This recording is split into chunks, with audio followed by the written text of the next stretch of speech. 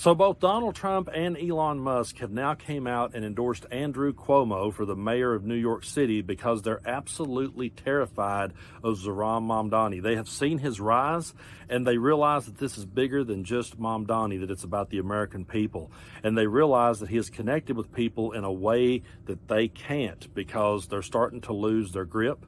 And as they lose their grip, people are starting to wake up to the billionaires and the elitists controlling us, and they're starting to go toward a Mamdani type of candidate. And this has absolutely terrified Trump and Musk to the point that Donald Trump is now threatening to withhold aid in New York if Mamdani wins. So he posted this. He says, if communist candidate Zohran Mamdani wins the election of mayor for New York City, it's highly unlikely that I will be contributing federal funds other than the very minimum as required to my beloved first home, because of the fact that as a communist, this once great city has zero chance of success or even survival.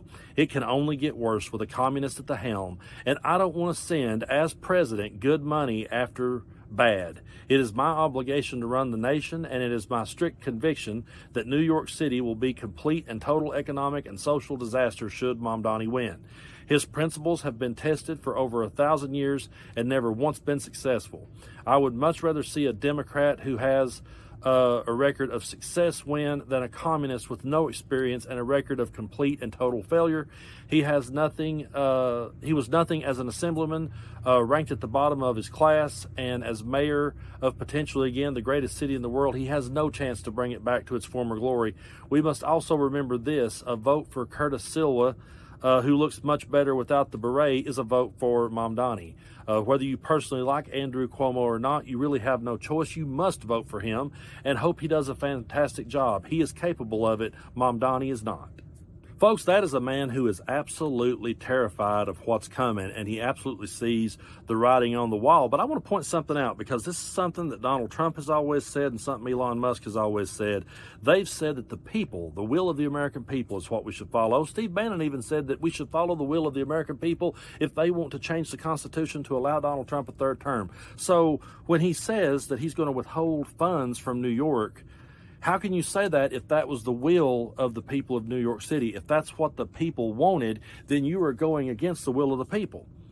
Elon's argument of, well, we're doing this because the American people voted for Trump. So you're telling me that Mamdani wins New York and the will of the people is what put him there, but you're going to override the will of the people and then say you're going to withhold aid because people voted for someone that you didn't like? These people absolutely hate and despise democracy, and they want a dictatorship. This is absolutely a dictator move to step in and say, you know what, we're not going to allow the will of the people to go through. We're going to punish the entire city because they didn't align with our political agenda. But Donald Trump understands that they're about to lose this thing, and I find it glorious to watch. I really do, because he also posted this.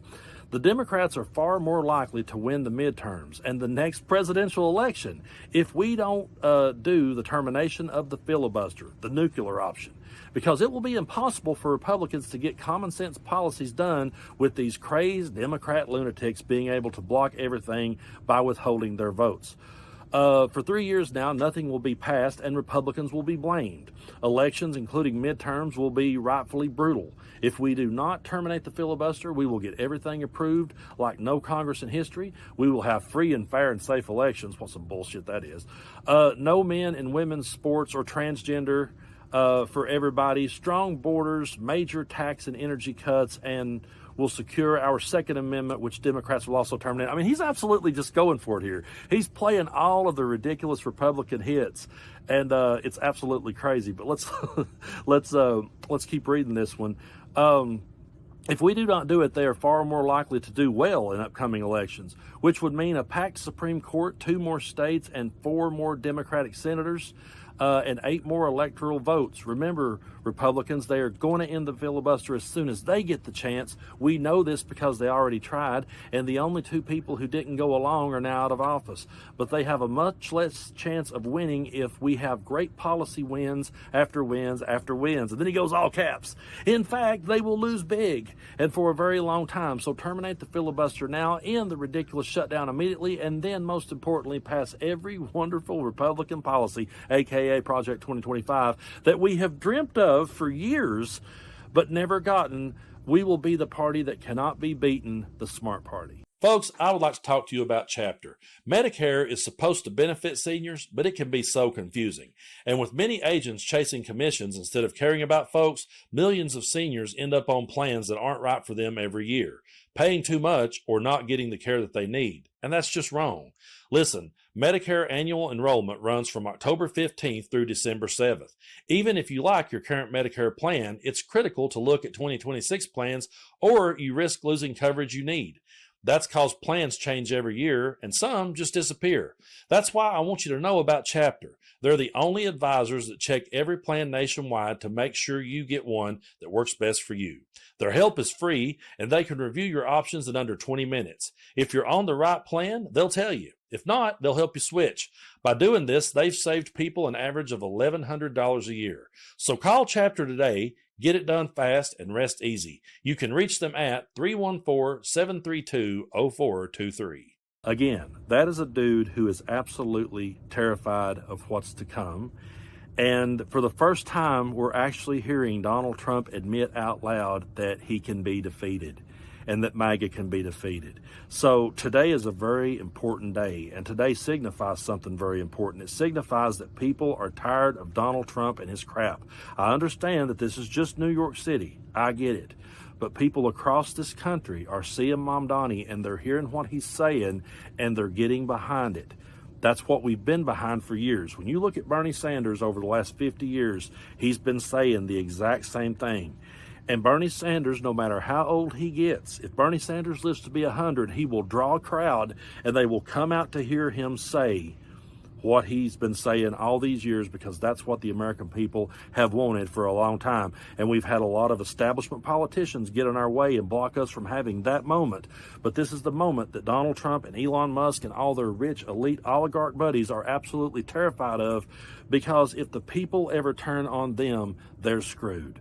If the people will ever stop fighting the ridiculous culture wars, I know I bring up culture wars a whole lot here on the channel, and I do it for a reason. I want you to know, sometimes people say, Brando, why'd you cover that story? So what if Kid Rock blows up his Bud Light? Who cares?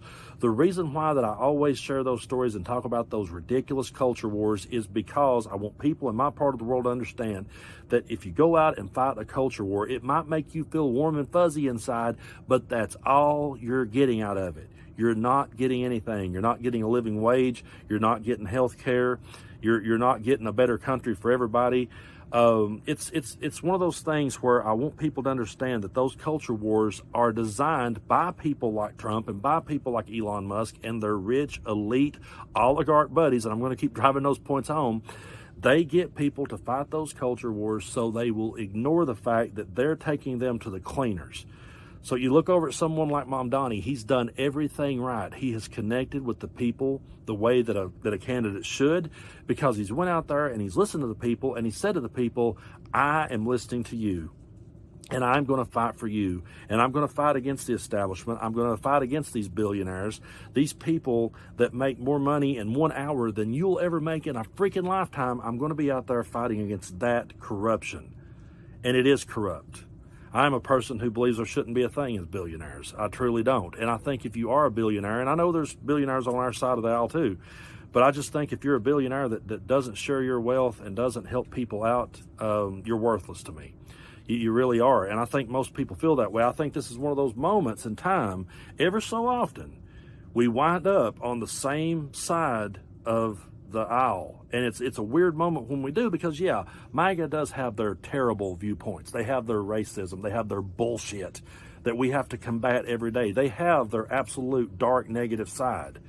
But when you strip all that away, we all want to be able to live in this country, pay our bills, take care of our family, and take care of ourselves. And it's one of those moments in time where if all of a sudden we could ever get them to realize, hey, those culture wars you're fighting and that hatred you have in your heart has not got you anywhere. Sucking up to Donald Trump and flying his flags off of your truck and wearing his shirts and flexing and dressing up like him for Halloween and going around acting like a pure jackass has not done anything for you. Every time I'm driving a backcountry road and I see a Trump flag flying off a house, or I see some truck all decked out in his merch, I say, there goes a chicken that's voting for Colonel Sanders. I say that every time. I point to my kids and go, hey, look, kids, there goes a chicken that votes for Colonel Sanders, because that's how ridiculous that it is. And so here we are. It's a very important day. And I really believe Mamdani will bring this one home. And when he does, it's going to scare the absolute living shit. And you're going to see meltdowns from people like Trump, and you're going to see meltdowns from people like Elon Musk. And I'm here for it. I'm here to watch them melt down. I'm here to watch them throw a fit. And I'm here to watch the people rise up and say, we're sick of your bullshit.